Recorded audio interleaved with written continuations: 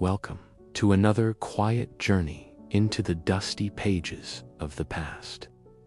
Tonight, we drift through the streets and staircases of ancient Rome, not the marble villas of senators or the grandeur of the Colosseum, but the forgotten corridors of daily life. The soot-blackened walls, the cramped wooden beds, the shared latrines, and the constant creaking of neighbors above. You'll imagine yourself not as Caesar or Cicero, but as someone living 5 flights up in a wooden tenement where the smell of last night's stew mingles with smoke and sweat. Let your breath slow and your eyes grow heavy. Let history unfold, not as a textbook, but as a dream. Imagine this. You stir in the pale gray light just before dawn, not to birdsong or an alarm, but to the familiar wooden groan of the floorboards above you and the distant clatter of iron wheels hitting stone. The walls of your tiny apartment are thin more plaster and reed than brickhand. They do little to soften the sounds of neighbors shifting, murmuring, or coughing in the early dark.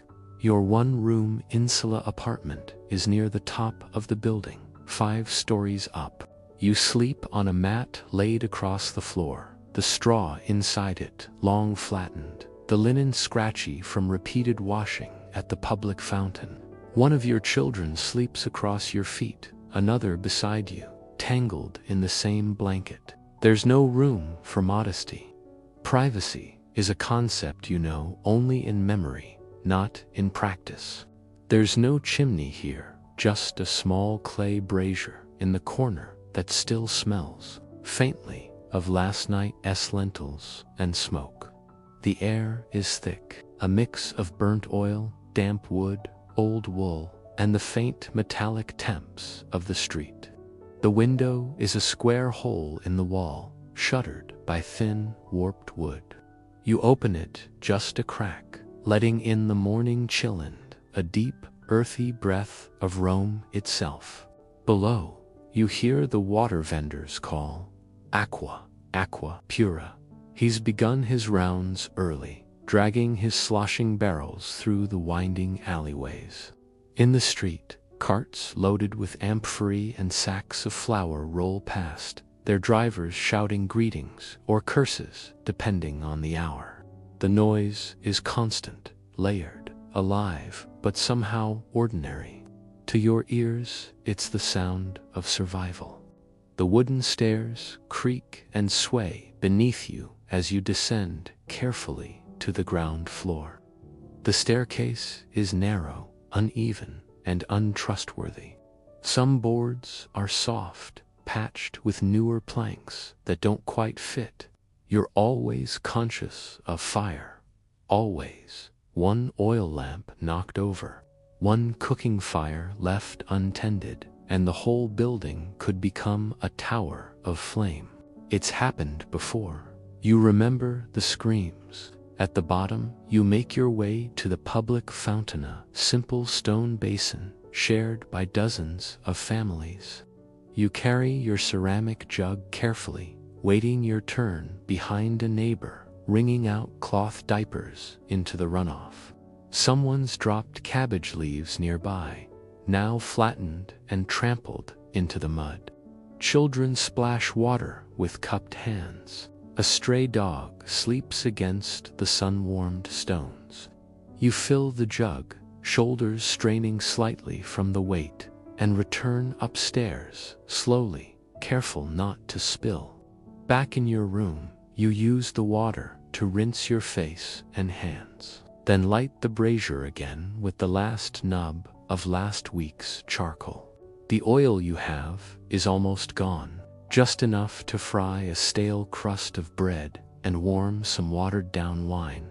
You chew slowly, the bread tough but filling. Protein is rare, eggs even rarer. You can't remember the last time you ate meat that wasn't gristle or skin. There's no toilet. You carry your chamber pot to the alley, trying to avoid puddles, and empty it in the designated corner where waste runs through an open channel into the nearest gutter.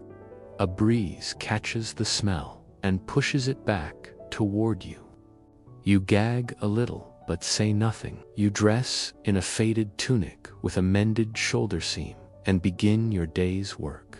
Perhaps you're a porter at the docks, carrying heavy bundles of imported goods. Perhaps a laundry woman, your hands constantly cracked from the harsh lye and river water. Or maybe you sweep the marble floors of a wealthier Roman's domos, careful never to be in the way or meet his eye. If you're lucky, you earn enough to buy fresh figs at the market or rent a stool in a bathhouse once a week. If not, you go without. At midday, you pause briefly, retreating into the shade with a handful of olives or a cup of barley soup. The streets are hot, no sunlight, bouncing off whitewashed walls. The smell of warm dung, sizzling oil, and sour wine rising in waves. Everywhere the murmur of trade, leather workers, blacksmiths, bakers, barbers, the rhythm of their lives beats in time with your own. By evening, your limbs ache. You climb the stairs again, each flight a little steeper, a little darker. You pass a woman sobbing behind a woven curtain, another eviction, another lost child. You don't stop, you can't afford to. You reach your door, close it, and collapse to the mat. Someone is singing upstairs. Someone is arguing downstairs. Smoke from a dozen hearths hangs heavy in the air. You close your eyes, but the noise remains. Rome does not quiet, it only softens. You fall asleep with your children's feet across your chest, a breeze tugging at the shutters, and the faint taste of ash still clinging to the back of your throat.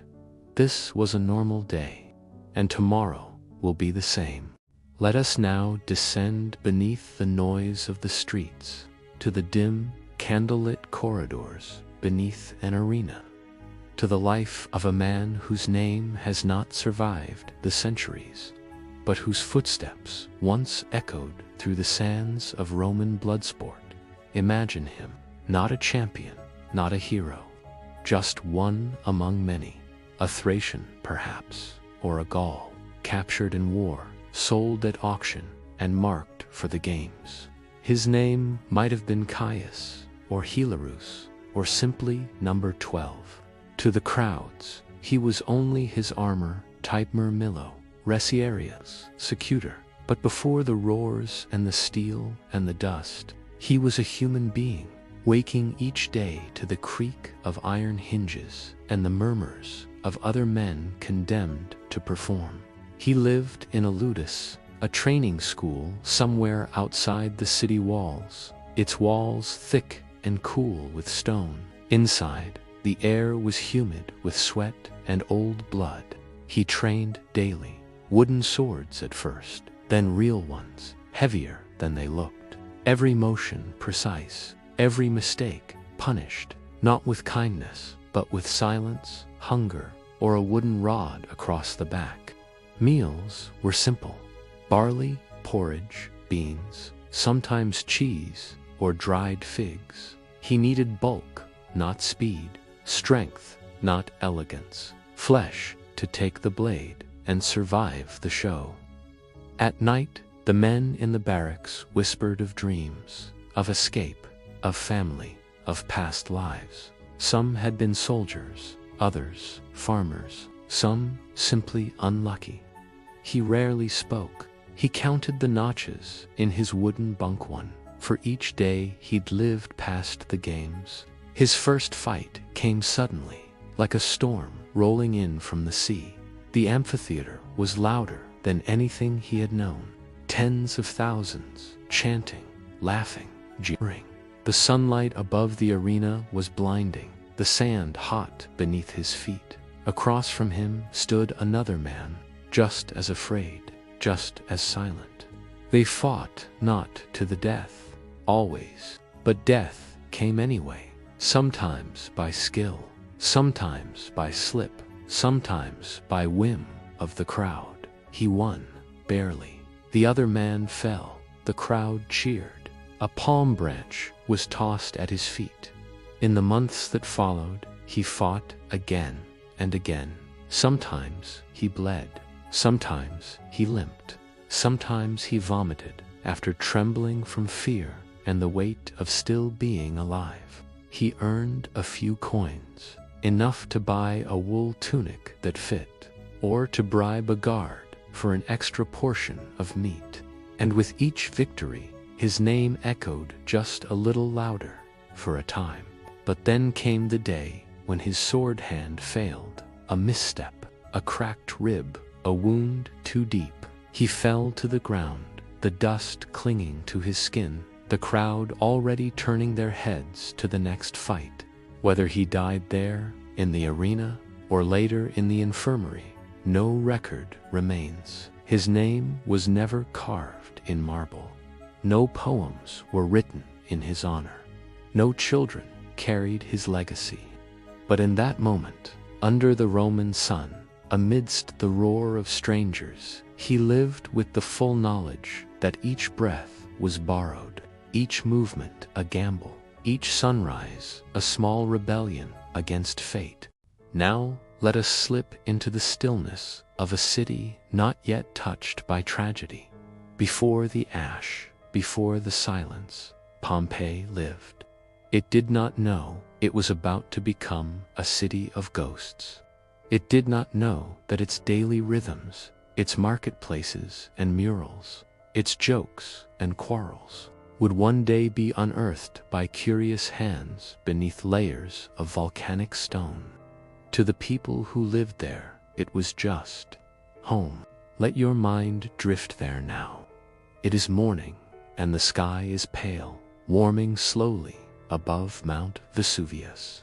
The mountain looms peacefully in the distance, verdant calm, wrapped in vineyards and dotted with olive trees.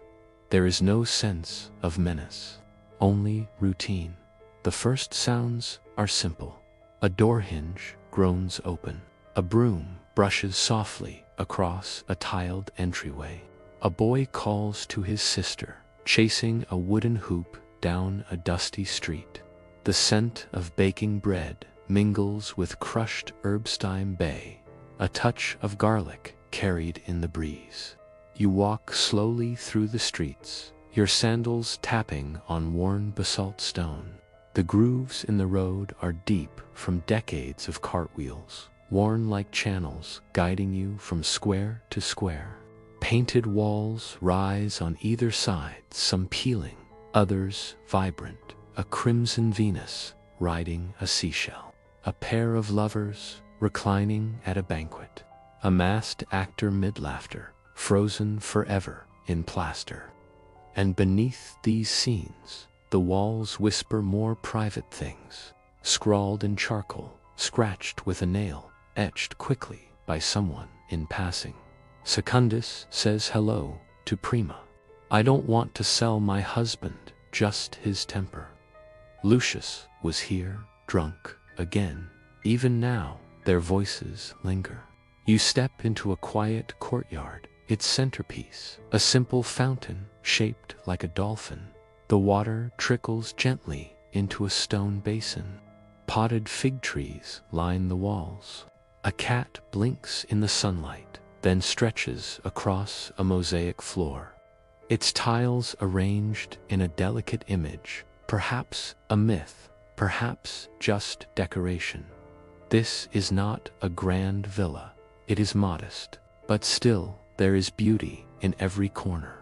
The owner of this house is a fuller, by trade cleaning cloth with clay, pressing tunics back to whiteness.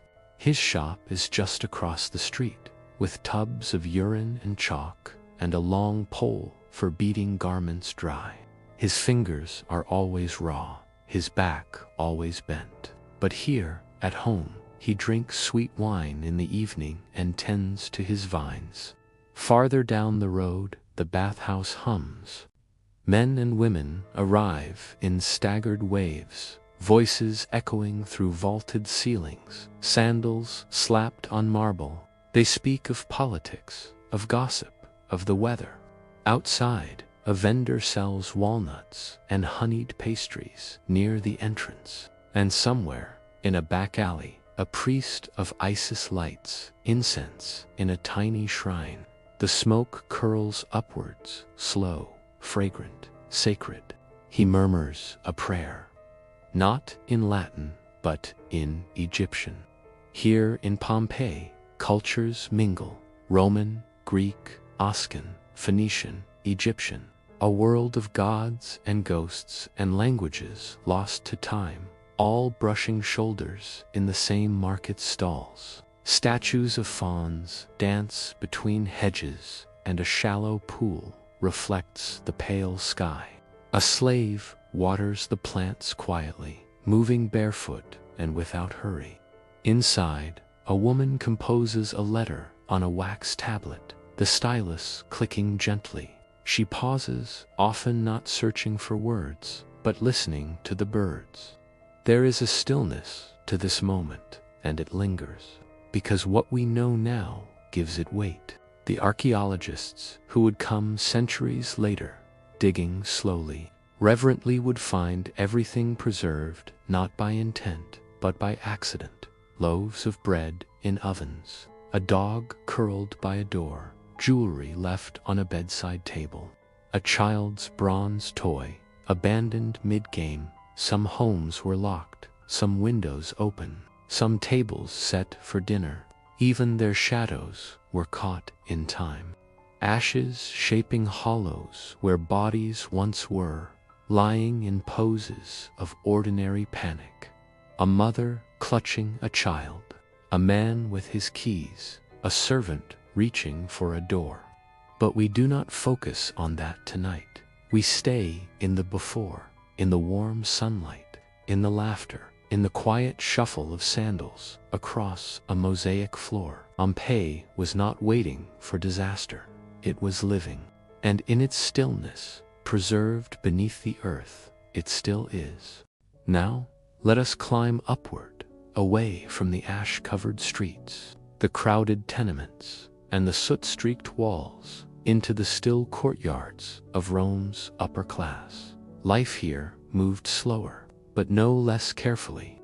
The wealthy lived behind gates of bronze and walls of silence, wrapped in linen and law, surrounded by order and luxury that was, in its own way, exhausting. Imagine waking in a villa on the Palatine Hill, just as the sky shifts from indigo to pale gold.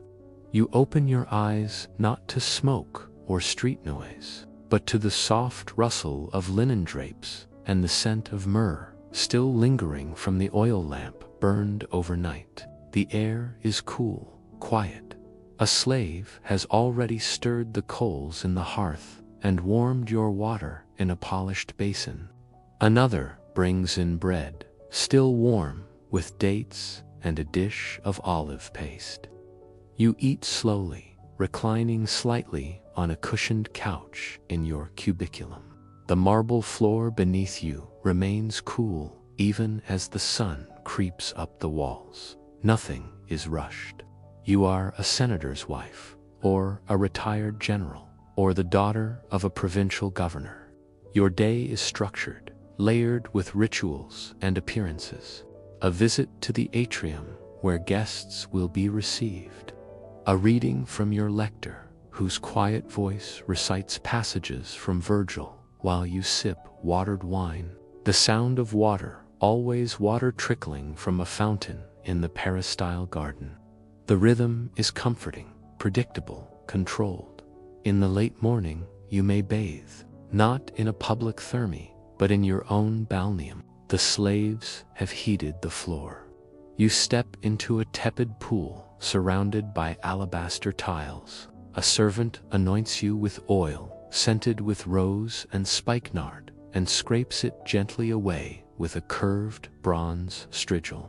No soap, just oil. Your skin glistens faintly in the morning light. Later, you dictate a letter, or oversee the kitchen, where a cook is experimenting with a recipe involving honey-roasted dormice and pine nuts. Or you walk slowly through the garden colonnade, where each plant is carefully trimmed, each flower placed by design. Your hands are soft, your nails buffed with pumice, your clothing is fine woven wool, dyed with saffron or sea purple. To others, your life is perfect, untouchable, and yet it is also confined. You are watched. Every gesture carries meaning. Your seating at a banquet signals your status. Your jewelry tells a story of lineage and favor. Even the way you walk measured, deliberates, a statement of breeding. There are no mistakes allowed in this world. Your husband or father or son speaks in the Senate, or dines with the emperor, or trades favors with magistrates. You attend to your household, ensuring that nothing embarrasses the family name. There is power here, but it is veiled in ritual. The afternoon is long and still. A scribe recites legal cases. A Greek tutor quizzes the children on homework. A flute plays somewhere in the garden, soft and distant. When evening comes, it is time to dress for dinner. You slip into a stola of fine linen, your hair carefully arranged by hand. You enter the dining room, reclining beside your husband on a couch arranged in a semicircle around the low table. A feast begins. Roasted duck, spiced wine, oysters, figs soaked in honey. Entertainment follows, perhaps a lyre player or a reader reciting from Horace. You laugh, but not too loudly. You eat, but modestly. The servants remain silent as they pour, refill, clear. And then the guests depart, and the house falls still again. You return to your room, the coals glowing low, the shutters close, the marble floor sighs beneath your steps. You drift to sleep, not in a cramped room with 3 others, but in silence, surrounded by carvings, perfumes, and the careful balance of social order. And yet, even in this world of softness and splendor, sleep does not always come easily, for status brings pressure, wealth brings eyes, and no one, not even the highest born, can control what dreams will come. And now, as our journey through the layers of ancient Rome comes to a close, let the sounds fade, let the dust settle, and let the weight of centuries drift into stillness. You've walked narrow wooden stairs in a swaying tenement. You've felt the sweat of a gladiator's brow before steel met sand. You've listened to the echoes beneath ash in Pompeii, and sat in the marble hush of a senator's villa, wrapped in oil and silence. So many lives, all once so vivid, now softened by time. Their voices are gone, but their footprints remain, pressed into clay tiles, painted on walls, etched into stones. Their days, ordinary and brief, are now fragments of something eternal, and here, in this quiet moment, you are closer to them than ever. Their breath becomes the breeze through linen curtains. Their laughter becomes the splash of water in a distant fountain. Their footsteps fade slowly, like waves receding across polished stone. You are safe now. No ash falls, no blade gleams, no expectation weighs on your shoulders. Only the quiet hum of the past and the gentle certainty that at last you can rest. Sleep well, and when you wake, may the echoes of history follow you only as a whisper. Good night.